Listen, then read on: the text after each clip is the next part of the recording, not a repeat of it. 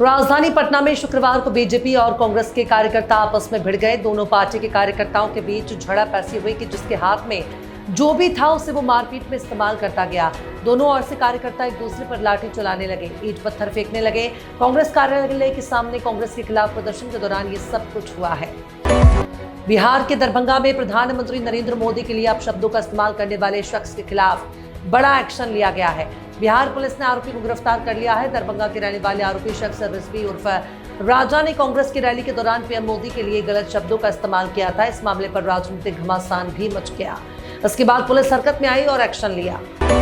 राष्ट्रीय स्वयंसेवक संघ प्रमुख मोहन भागवत ने हिंदू मुस्लिम एकता पर जोर देते हुए कहा कि भारत में इस्लाम का हमेशा एक स्थान रहेगा।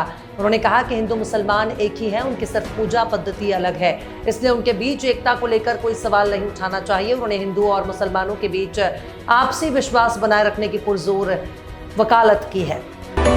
फुटबॉल के जादूगर लियोनेल मेसी ने एक ऐसा बयान दिया है जिसमें उनके करोड़ों चाहने वालों की धड़कनें बढ़ा दी हैं। 38 साल के अर्जेंटीनी स्टार ने साफ किया है कि उनका इंटरनेशनल करियर अब आखिरी पड़ाव पर पहुंच रहा है।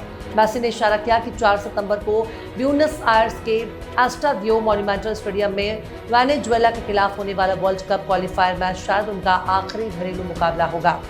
महाराष्ट्र में मराठा आरक्षण के लिए आंदोलन एक बार फिर उग्र हो गया है। मुंबई के आजाद मैदान में मनोज जरांगे के 7 लाखों की संस्था में महाराष्ट्र में मराठा आरक्षण के लिए आंदोलन एक बार फिर उग्र हो गया है। मुंबई के आजाद मैदान में मनोज जरांगे के 7 लाखों की संख्या में उनके समर्थक पहुंच गए हैं। इसी के साथ मनोज जरांगे ने यह ऐलान कर दिया है कि जब तक आरक्षण की मांगे पूरी नहीं होंगी तह तक उनकी भूख हड़ताल जारी रहेगी। मनोज जरांगे पाचल के आजाद मैदान में पहुंचते ही समर्थकों में उत्साह देखने को मिला और जबरदस्त नारेबाजी हुई।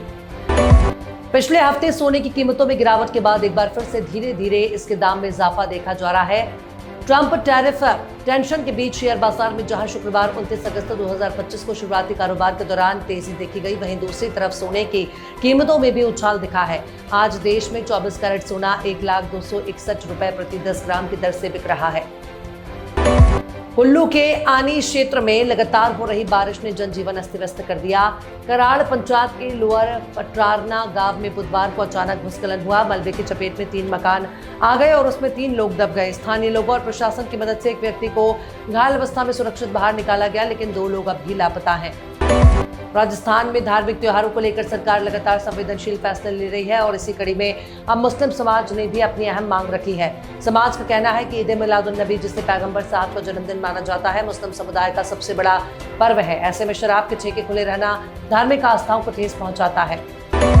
सुपरस्टार रजनीकांत की कूली सिनेमाघरों में बम फाड़ ओपनिंग वीकेंड के बाद से कमाई के लिए संघर्ष कर रही है। इस फिल्म ने रिलीज के 2 हफ्ते पूरे कर लिए हैं और ये तीसरे हफ्ते में एंट्री कर चुकी है। इसी के साथ फिल्म के तीसरे गुरुवार यानी 15वें दिन के कलेक्शन के आंकड़े आ चुके हैं। क्रिकेट एशिया कप 2025 का आयोजन यूएई में 9 सितंबर से खेला जाएगा, जो एशिया कप का 17वां संस्करण है। 1984 में एशिया कप की शुरुआत हुई थी और पहली बार 2016 में इसे T20 फॉर्मेट में खेला गया। तीसरी बार जब एशिया कप T20 फॉर्मेट में खेला जा रहा है। इसमें सबसे ज्यादा रन बनाने वाले बल्लेबाज विराट कोहली हैं, जिनकी कमी इस बार खलेगी।